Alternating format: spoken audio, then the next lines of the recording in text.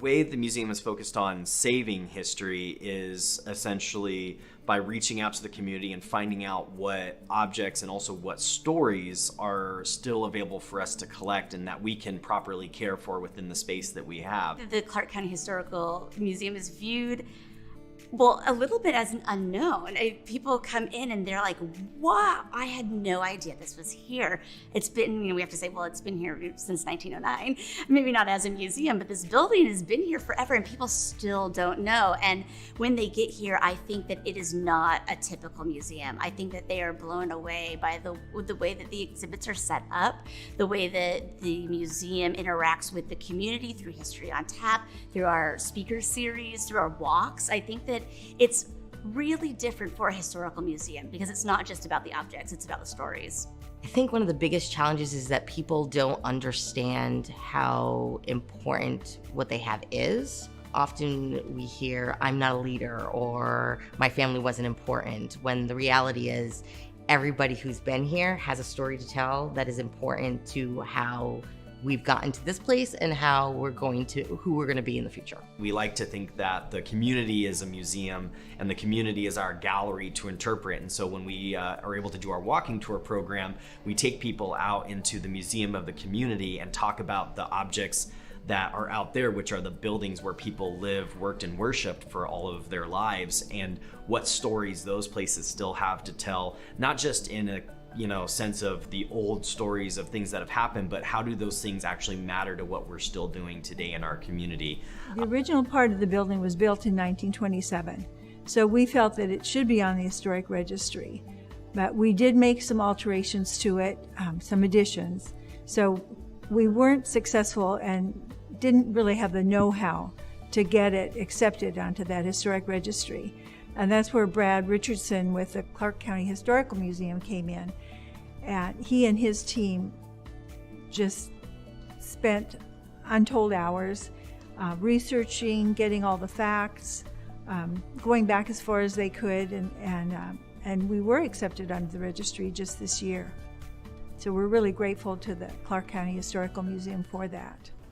As we continue to move into the future as an institution, I think what we want to see, the institution grow into is to become a facilitator of the community story in a much broader sense, to understand and respect the fact that we're a museum and we have a building, but really break ourselves out into the community where we're working with different organizations, working with businesses, we're working with government entities to help them both save their story and understand the best ways to do that, and then also work with them to help communicate that and share the narratives that they have. And so we're really looking at beyond the walls of the museum while also respecting and honoring the fact that the building is an artifact in its own right and the objects we hold are very important and key to our mission.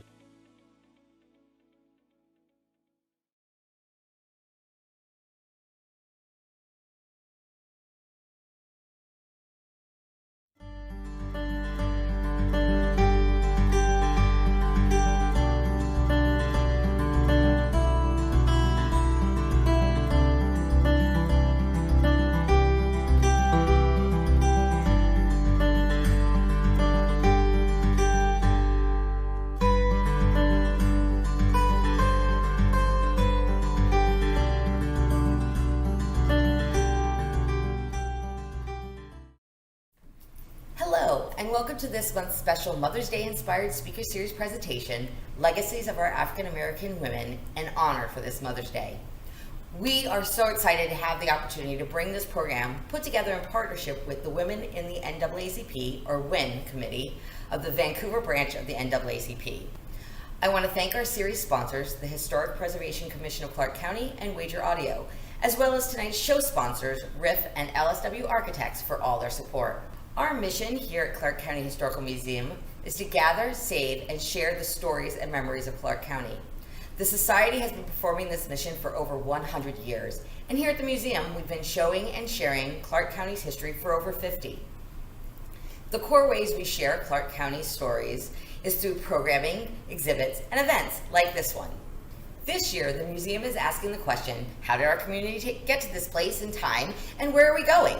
It's a question many of us have asked over the last year as we witness the historic events from the global pandemic to the social, economic, and political changes that continue to change the landscapes of our lives. This question is central to this year's theme, Our Community, Past, Present, and Future, which has inspired the slate of speakers and topics for both the Speaker Series and History on Tap. Before I introduce today's program, I want to let you know about some of the things happening here at the museum. June is going to be a busy month here at CCHM. On June 3rd, we'll be back with another virtual Speaker Series presentation, this time looking at our LGBTQ+ community in time for Pride Month. Then, on Saturday, June 12th, we and Bike Clark County have teamed up to bring you the amazing history race. This marathon-inspired, family-friendly scavenger hunt has something for everyone and is the perfect opportunity to shake off the last of those indoor blues and get outdoors. Wander Clark County, our summer walking tour programs, kicks off June 19th with a look at our perennial favorite, Officers Row. Tickets will be on sale May 15th, and this year we are offering a season pass. History on Tap returns to the Kiggin stage live Thursday, June 17th, with a look at the history of death and burial in the Pacific Northwest by Elizabeth Fournier, aka the Green Reaper. More information for these and all of our programs is available on our website, monthly newsletter, and social media. And if you want to support us, there are 3 ways to get involved. Your time, by engaging with us online, in person, and attending our events. Your energy, by volunteering with us. We have many remote volunteer opportunities, as well as now in-person opportunities available, and can always use another set of hands. Or you can invest by becoming members, sponsoring our programs and exhibits, or donating. And now to tonight's show. In this show, WIN, NAACP, and CCHM have brought together 4 amazing women to share their stories, the triumphs, challenges, and experience that come from growing up and living as Black women in Clark County. Our panelists include NAACP Vancouver President Jasmine Tolbert, WIN Committee Chair Yolanda Frazier, Community Advocate Tanisha Harris, and Historian Melissa Williams. Every one of these women are an inspiration, and we are honored to bring their stories to you this evening. We want to again thank our sponsors, the Historic Preservation Commission, Wager Audio, RIF, and LSW Architects for their support. And now, it's on to you, ladies. All right, well, thank you so much, everyone, for being able to join us today. It is a lovely, beautiful day outside, and I'm very happy because I'm spending it with some lovely, beautiful women inside, right? It's COVID, it's the pandemic. Yep. But here we are in this space, and I appreciate all of you for coming. The theme of this webinar for 2021 is the legacies of our African American women. And this is an honor for this Mother's Day. And I decided to do this with NAACP, WIN, as I'm the chair for WIN, Women in the NAACP, because I feel like African American women many of times are just unsung heroes. And I wanted to pay tribute to some phenomenal women that happen to be in my life that I think we need to sing a little bit about. So I am Yolanda Frazier. I am chair for WIN of NAACP.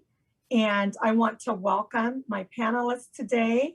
I will start with the president of the NAACP. And then I'll let Melissa go, and then we'll go with Tanisha. Well, hi everyone. My name is Jasmine Tolbert. I am the president for the NAACP. I've been serving as president since January of 2021, but I have been serving in various leadership roles, such as vice president, for the last 3 to 4 years. So happy to be here, happy to lead, and just really happy to join in a conversation like this with you, Yolanda. Thank you. Hi, I'm Melissa Williams, and longtime Vancouver resident, lived here for over 30 years. I work at Clark College now, but I'm also a local historian, and so I've researched particularly African Americans in Vancouver, Washington, and Clark County. And so I like to bring that historical lens to the community work that I do, and also to the work that I do at the college as well. And this is a really great opportunity to talk about like the legacies and the history that we're contributing to. So I'm really excited. Thank you. Thank you so much.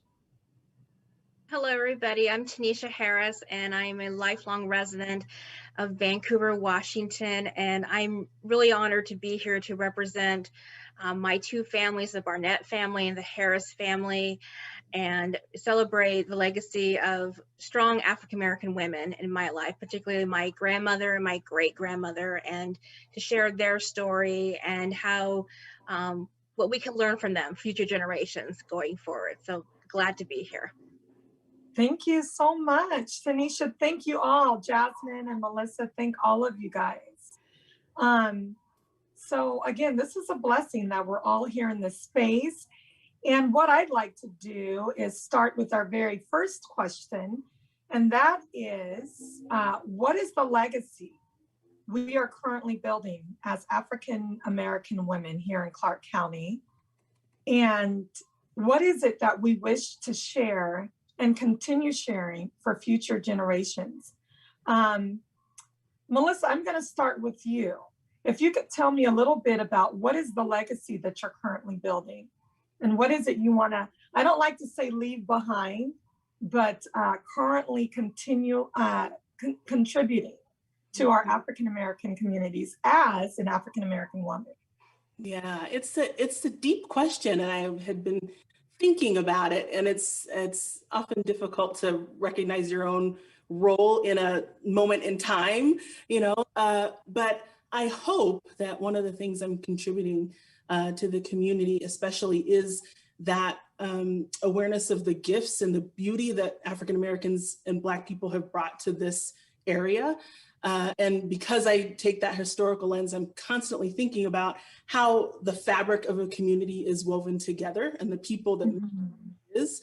And a lot of times in the Pacific Northwest and certainly where we live, those contributions are overlooked. Sometimes because the population is very small and there's no visibility, people don't see us as being, contributing active members to our local culture and our local neighborhoods and all of those pieces. So what I hope to do through the history work that I'm doing and also just community work that I do in different aspects is to make sure that Black folks are centered in those stories, because if we're overlooked and we're overshadowed, then I think it's easy to dismiss other ways of being, other ways of belonging and other approaches to, to our local lives here. So we as I think Black families and Black people in this area have a little bit of a struggle to be visible. And that's really what I hope I'm contributing to for the long term for our area. And also, I think particularly for young people to be able to see the gifts that their parents and grandparents and great-grandparents have brought as they've made this place their home. I think that's critical to how people find meaning and value in themselves. So I think what we're sharing and passing down to young people is really critical too. Awesome. Thank you so much, Melissa. I have to totally agree with you on that. Unless we see ourselves, it's hard for us to grow and to be and to thrive.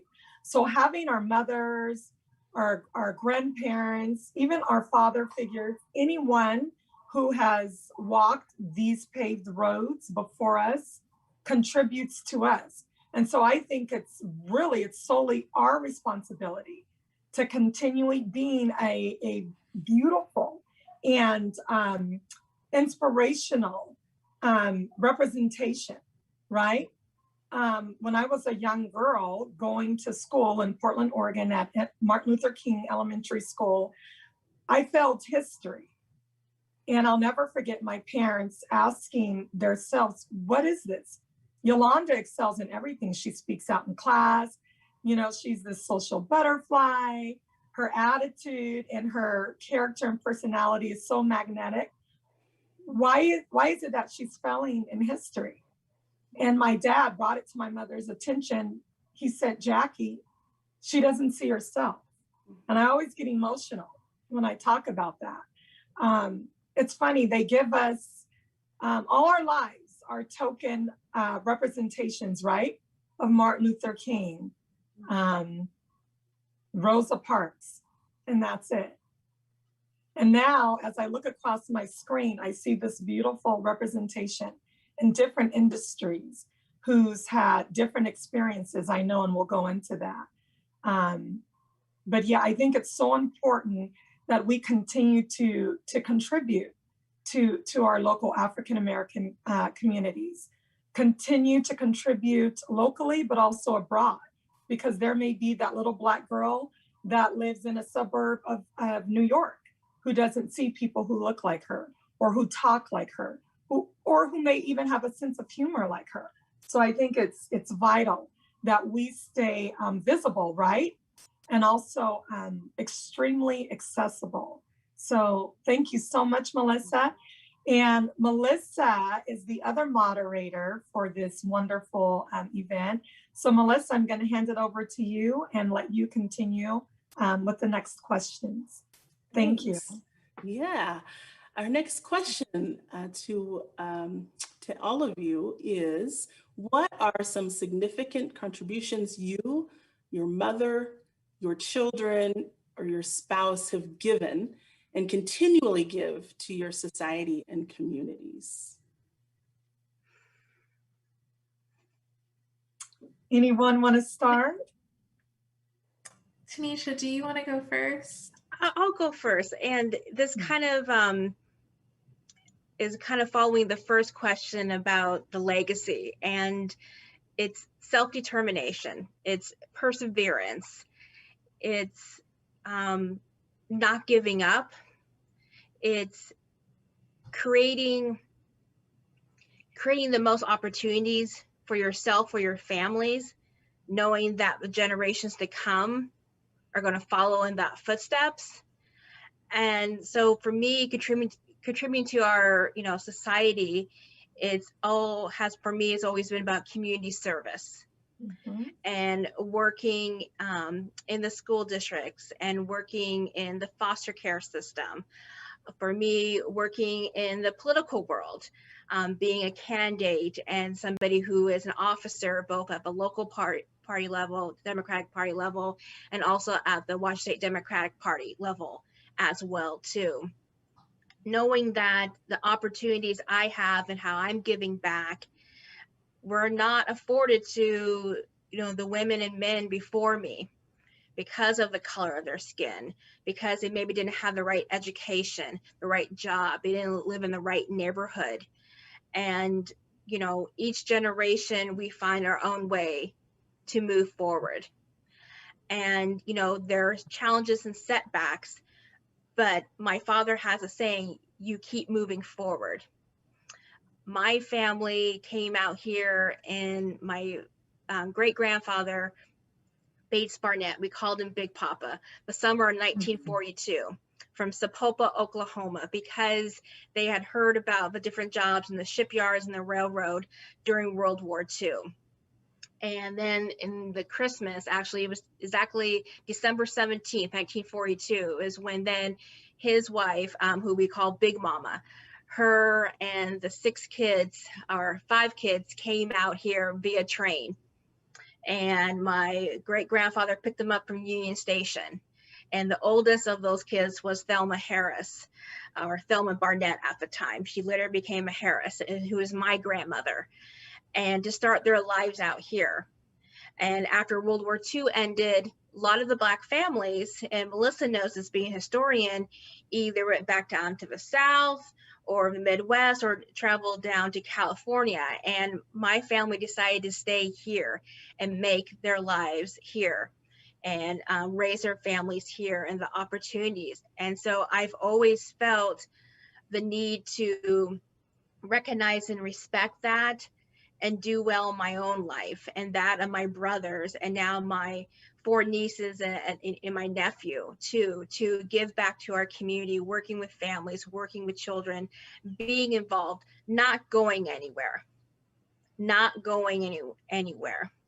And so it goes back to, like I said, determination, perseverance, and creating those opportunities for future generations too. And, I think as young women of color, we, especially African American women, the opportunities that we have, but also the opportunities that we still do not have in our community is something that we need to now make sure that the generations coming up behind us, we let them know about, and we mentor them and we guide them. And I think, if you know a little bit about all four of us, our jobs, our lives, the intersectionality of our lives, we do just that. And I, am so happy that there's somebody like Melissa and there's somebody like Jasmine coming up behind me to continue that work. And so for Yolanda, who, has children and, is going to be a grandmother one day too, she sees for her children now, those are the role models.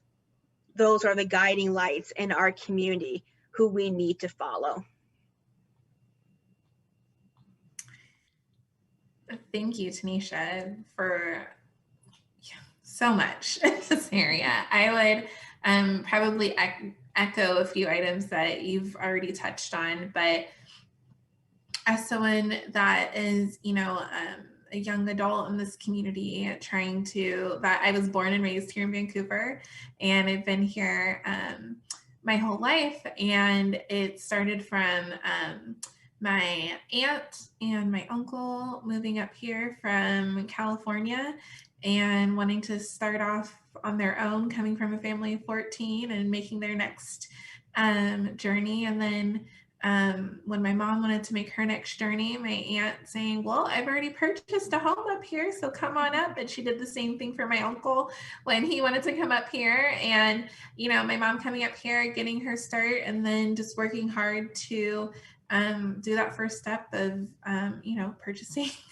a home for myself and her to prosper in, and kind of looking at it from a little bit of a different approach, because growing up here my whole life, and I guess you could say growing up in like a, I always call like my area kind of like the weird gray area of activism. And so growing up in that time, and, it's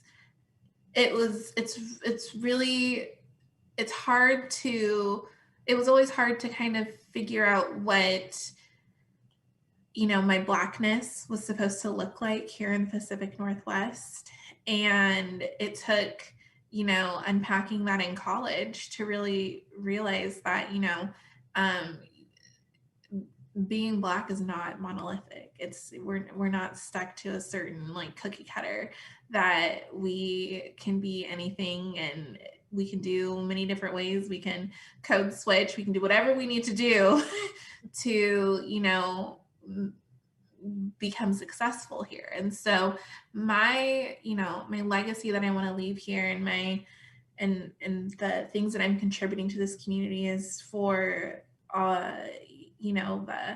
the little Black girls like myself growing up in the suburbs of Vancouver that are trying to figure out, I live in such a white dominated area, and I live in an area where my culture isn't always seen or recognized because I'm, the only one. So since, we've only got like a handful of them. So what do we need to do to adjust to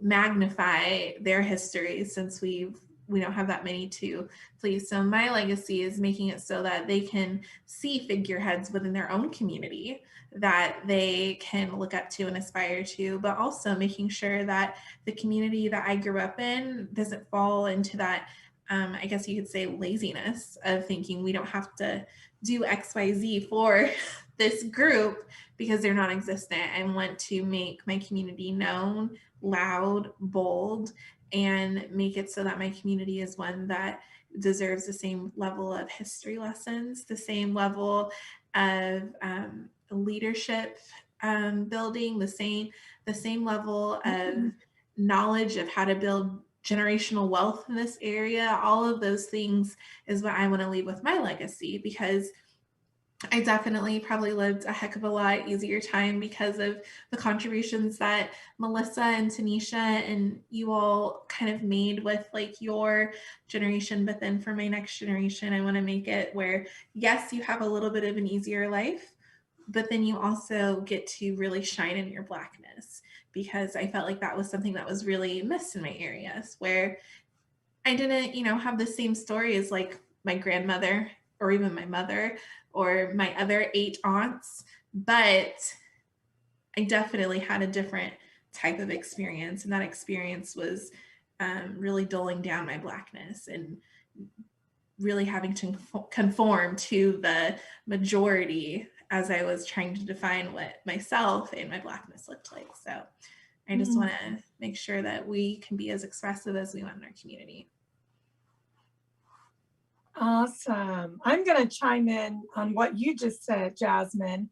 I think it's somewhat evident that our modern day Black or African American women, our experiences are very similar to the people that came before us, but also very different.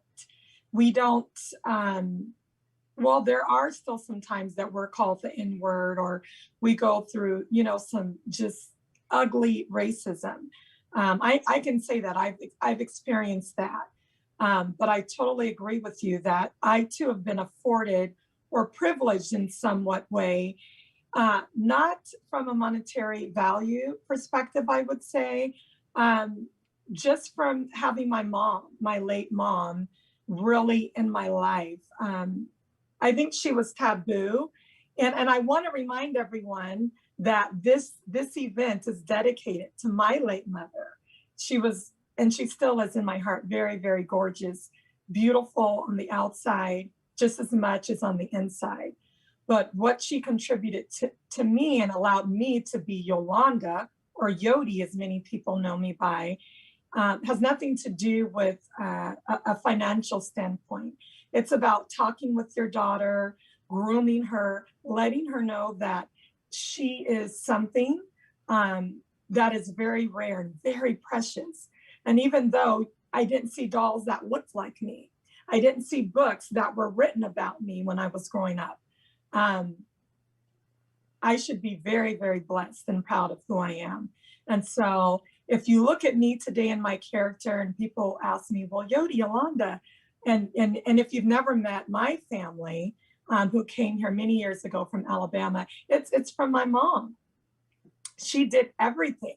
She was the one who started the first girls drill team for Whitaker middle school and high school. And just to give you a brief synopsis of who I am, yes, I've been married to my husband for over, two and a half decades. We have 4 children. I was pregnant for 6 years consecutively every other summer. But I was the first person in my generation to get a college education, right? I know you guys have heard that. So I have 3 degrees. And one of them, the dean told me as I was walking across the stage, oh, Yolanda, that should have been a doctorate because you worked so hard, you put so much into it. And I'm like, well, now you tell me. And so you see our African-American sisters and brothers doing everything what they're supposed to do, right? We're checking the boxes, but yet we're not given the opportunity. And so I see all of you lovely women taking that step forward and providing those contributions, and myself as well. A lot of people don't know this, but the Clark County, I should say our previous president, Bridget, brought this out of me. I was the first ever Mrs. Vancouver, Washington of America. So that makes me not only the first, but I'm Black, right? Mm-hmm. And then our only daughter, Taylor, who just got married last year, who Tanisha was referencing, was the first ever homecoming queen ever for Battleground High School since it was erected. And the principals would always ask me and my husband, Yolanda and Mark, what are you guys doing to raise your kids? And I go, I just did what my mom taught us. And that is to be real. And so that's one thing I think that my mom taught me that has nothing to do with giving me an advance for anything monetarily wise or anything like that. It was just herself being real. And I genuinely respect people who are real, who are transparent. And I think because that's all other people have to count on, right? Is your word and your actions. And so that's why I invited all of you to partake in this. I commend you in everything that you're doing. And I know that this is only the beginning for all of us. And I'm recently very proud of Miss Jasmine. She is the baby out of all of us. I'm guessing that. And to see her as president of our local NAACP says a lot about her and her character and her vision, right? It shows that she can't be doing this selfishly for herself. So she's giving back to people. She's contributing in ways, Jasmine, no one probably will ever tell you. You know, they'll read about all of us. And so I'm getting goosebumps as I'm talking, but I want to give our lovely Melissa a chance to chime in on that question. Yeah, it's, again, I have trouble thinking of significant contributions that I'm making, but I spoke a little bit about that. So I like to focus on the other pieces of the question, which is, you know, my family and are close to me. And I feel similarly to you, Yolanda, like getting so much from my mom and really everything from her. And recognizing as I get older how much I'm like her. And so thinking, oh my gosh, this is how my mom would approach this. This is what my mom would do. And it's really funny to see that happen as I get older. But I value it a lot, you know, and things that I didn't necessarily understand or respect when I was younger. I really have come around to, wow, so much wisdom in her experiences. And I'm so grateful for her. And my family is from Texas. That was my family's migration story, coming from Texas, and my dad grew up around the Bellevue area when it was farmland, and they had a little farm when he was growing up, and he had 6 siblings, large family, and I feel like they were so determined to get out of sharecropping and farming. They were sharecroppers in Texas, and move into something that was, respected and sustainable for them. So my grandmother, mostly by herself, was able to send most of her children to college.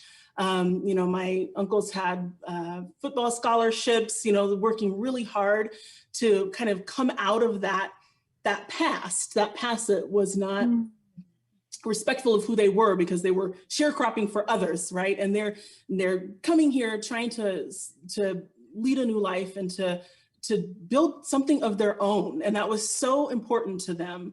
And they worked so hard to be able to purchase a home, to raise those children, to get college educations, or to learn a trade so that they could support their families. And so just in one generation, and sometimes when I think about how quickly they were able to do that, just through sheer might, really, and hope and faith, it's incredible to me that they were able to do that. And so those gifts, I think about, the family that I've come from, and I think about the things that they've been able to pass down to me, and those values that I have because of them.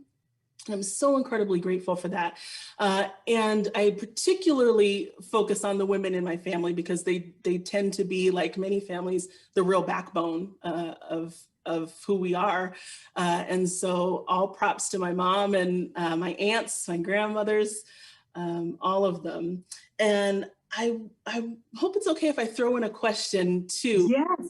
And I really love what you said about being able to shine in your Blackness. And I'm wondering, it made me think about what is it gonna look like? What does it look like for has it look like maybe for our mothers and grandmothers to shine in their Blackness? And what might it look like in the future for young people who are coming up? What would that maybe mean to them?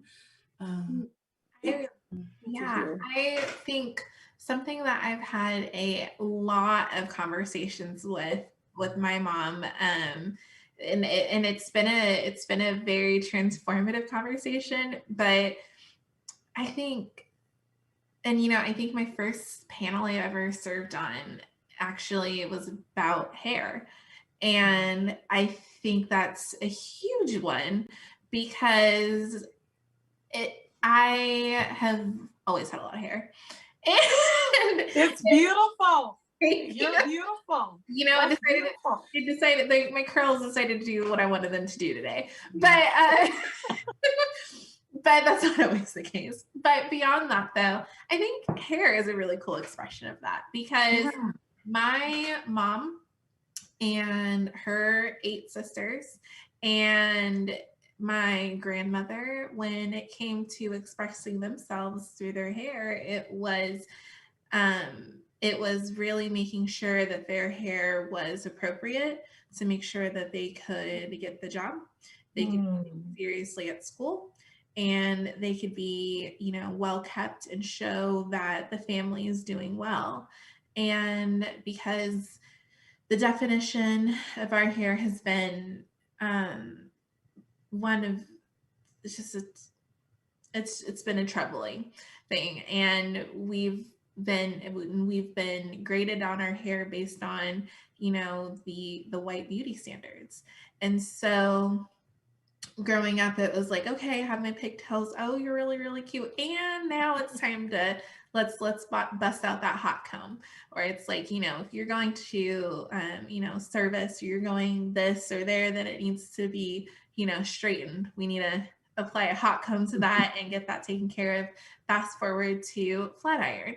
And so there was so much stigma, and if I wore my hair just a little bit different at school, then it was a whole thing, and it was a whole conversation. And when I would take the moment to there was a brief moment in high school where I really started to embrace my curls a little bit.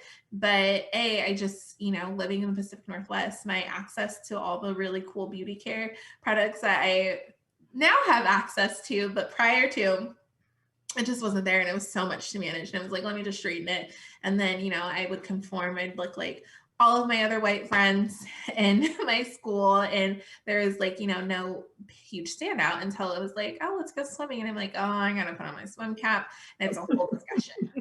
Whereas I think as I graduated high school and I started to, really dive deeper into the conversation about hair and how it's like, what, I think I can be successful in college and have my professors take me seriously if maybe I did a ponytail today. I don't even have it perfectly down and curled today. Let me see what I can do from there, and slowly evolving. And if you look at those photos, slowly evolving my hair until I'm only 26, and here and today where I'm just straighten my hair. That's a whole headache. Why? It's so much easier to let me go get my really fancy spray bottle, and boom, those curls are ready for today. But there were a lot of moments where I was going for my internship, and my mom's like, I think your hair is beautiful. Don't get me wrong. Because, she's trying to come around to this whole, my daughter is not using the sock comb anymore.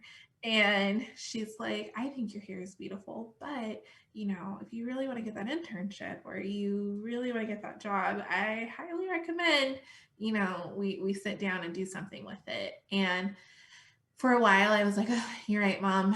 I'm in college, but I'm definitely all right, let's do this. But then towards the end of college is when I'm just I met so many wonderful leaders from across the country at a conference that I went to. And I was like, look at their hair. And I was like, no. And I was and I told myself, and I knew this would be, probably damning to myself, but I was just I'm going to wear my hair curly to every job interview. And if they don't hire me because of my hair, then I don't really want to work there.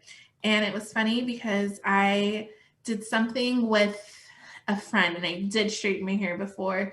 I had this one job interview that I did end up getting, and it was funny because I had done a really big chop, maybe about a month or two after I started my job there. And I remember hearing from someone that was very high up at that place, and they were just like, oh, we officially hired you on and you've just completely changed your hair.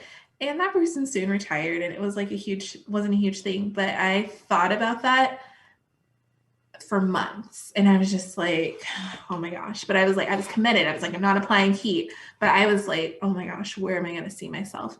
Ended up, once they retired, actually turned into a much better workplace, but that was still huge. And my mom now, I literally just left her 20 minutes before I joined this conversation.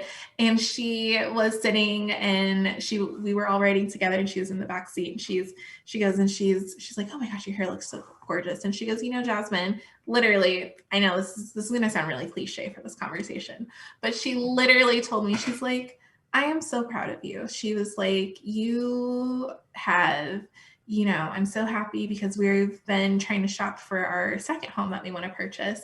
She's like, you have your house, and I'm really proud of you for being in your career. And she goes, and apparently you do cool things in the community. I don't know, according to the newspaper. And she's just like, I'm so proud of you. And I just love that you have your beautiful hair that's going along with your whole journey. And I think that one major way that you're going to see the difference for, the next generation of leaders after me is like in the next experience of Blackness after me is going to be through our hair. Like, you are not going to see, just like a million girls with all the same hair because they all applied the straight iron to it. You're going to see one girl that looks absolutely beautiful with her flat iron hair because she put some work into that, and that's what she wanted to do. But then you're going to see the next girl with some Bantu knots. You're going to see the next girl with the amazing twist out that she put together.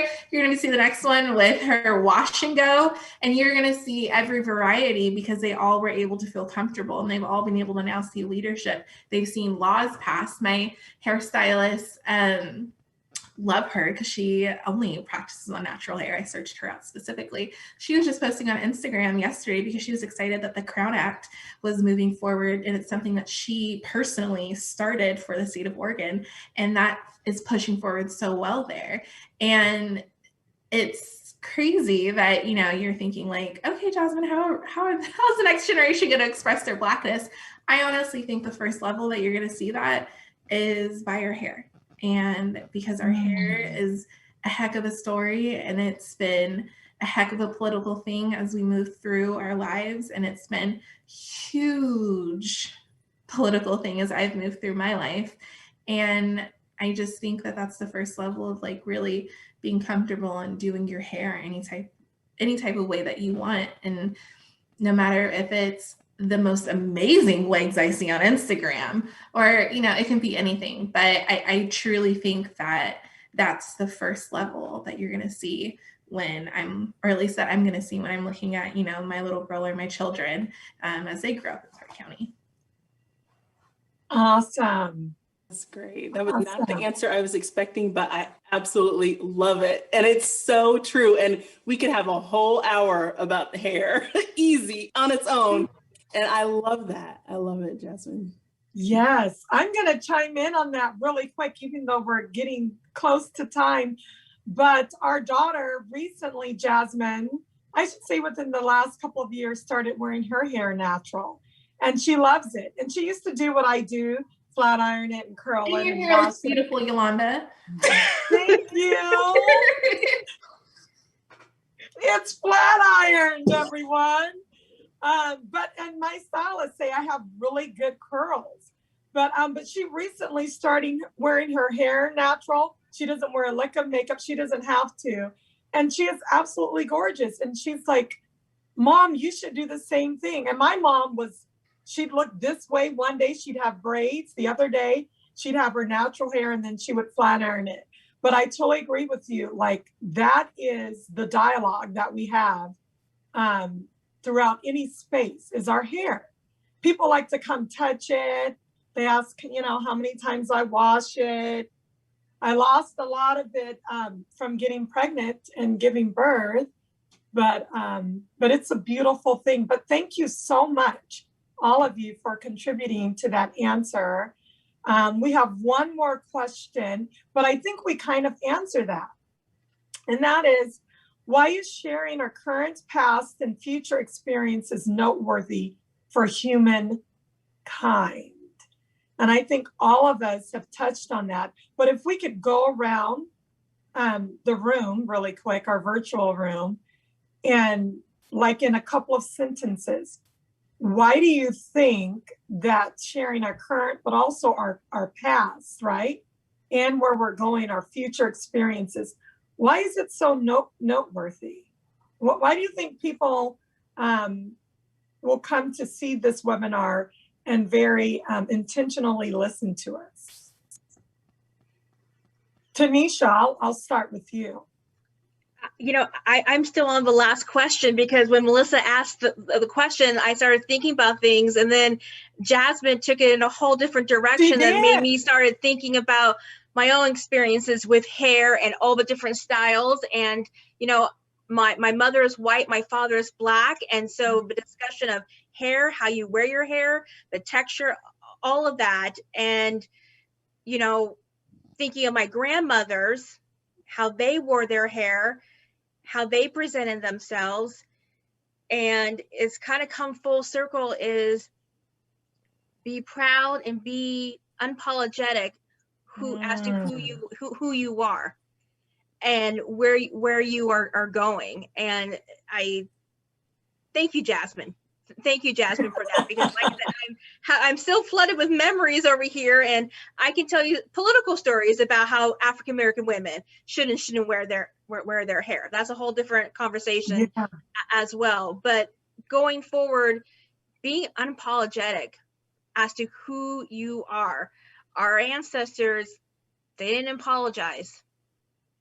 They did not apologize for how God created them and what they did to survive, and what they did for their families. And I at times had to learn the hard way, especially with the choices, decisions that I made, and the things I do in their community, not to apologize. You're here for a reason, and you're not going to apologize for being who you are. Outside and inside. Yeah, absolutely. Yes. Melissa, do you want to add to that? It's your question. I love that answer, Tanisha. It's so beautiful. Yeah, that's it. Being, unapologetically genuine and real, like you were saying earlier, Yolanda, to be real. And I feel like that is, I don't mean to say it as in other cultures and communities don't do this, but I feel like in the Black community, that is of such a value, a high value, is being authentic and real in yourself. And so I feel like with bigger culture, dominant culture, they're missing out. If they're not accepting or seeing the gifts and the ways that Black Americans or Black people have done things, they are really missing out on a whole wide range of being able to problem solve, to communicate, to build relationships.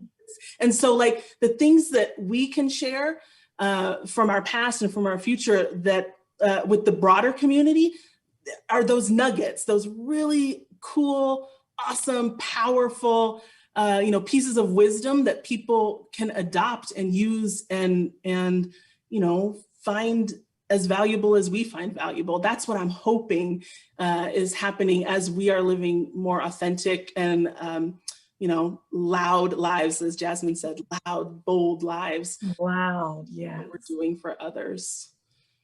Awesome. Jasmine, I'm going to let you see if you want to say one more thing before I close out the show. Why do you think this webinar is so significant to our African American communities and just to humankind? I think this webinar is important because, you can think about what you're going to do moving forward, but you can't really, I feel like you can't make the best path and the best judgment call without really looking backwards first a little bit. And so I think that having webinars like this that will exist way way beyond us.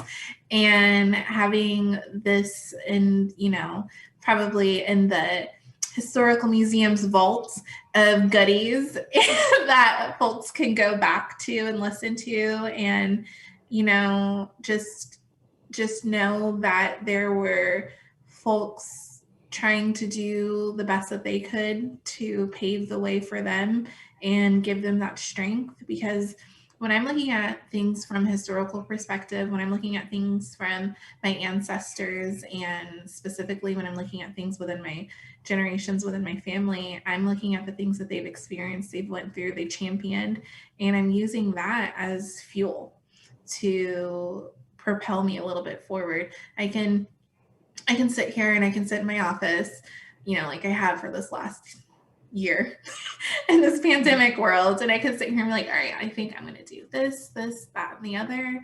I think it's going to be great. But then I go and I talk it over with my mom, and she's like, oh, it's really funny that you come up with that. When I was your age, I was ...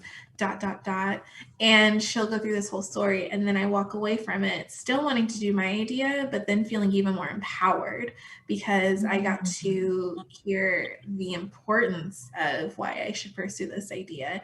And I got to also get the feedback of like, ooh, not going to do it that way though.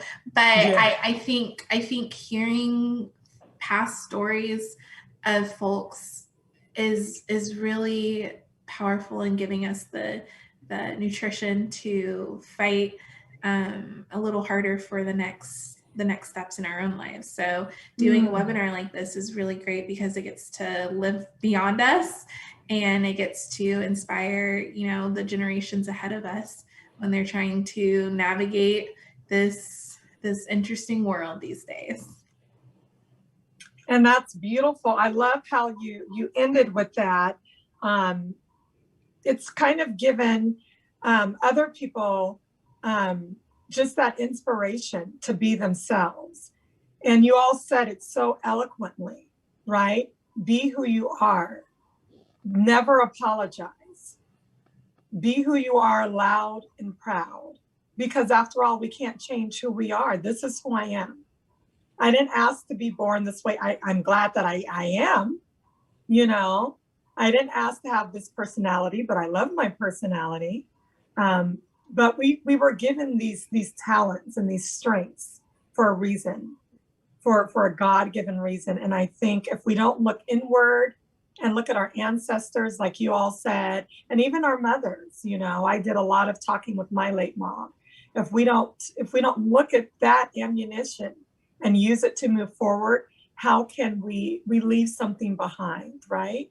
How can we be and still be when we're not here? And so with that, I want to thank all of you from the very bottom of my heart. It's a beautiful thing to come together with my sisters and just talk about hair, right, Jasmine? I mean, because really that's what it's all about, hair and skin, right? And so, and I love that. I love that we can all be us. And moving forward, I want each of you, not just who is in our virtual room here, but each of you that are watching, to take these words and go on your journey, your own path. You write your own story, right? And know that we are championing you and that we are your support system. So with that, I want to thank all of you again. And I hope you guys have a very blessed evening, and happy Mother's Day. Happy Mother's Day. I can't say that to my panelists. I'm the only one with kids. So we're counting on someone. I won't throw Jasmine out there, but happy Mother's Day. I'm sorry. I think you were on mute. I'm sorry. I didn't hear that. Oh, that's good. She didn't hear it, everybody. See, this is what I like. But happy Mother's Day to you, Mom, and to my beautiful sisters.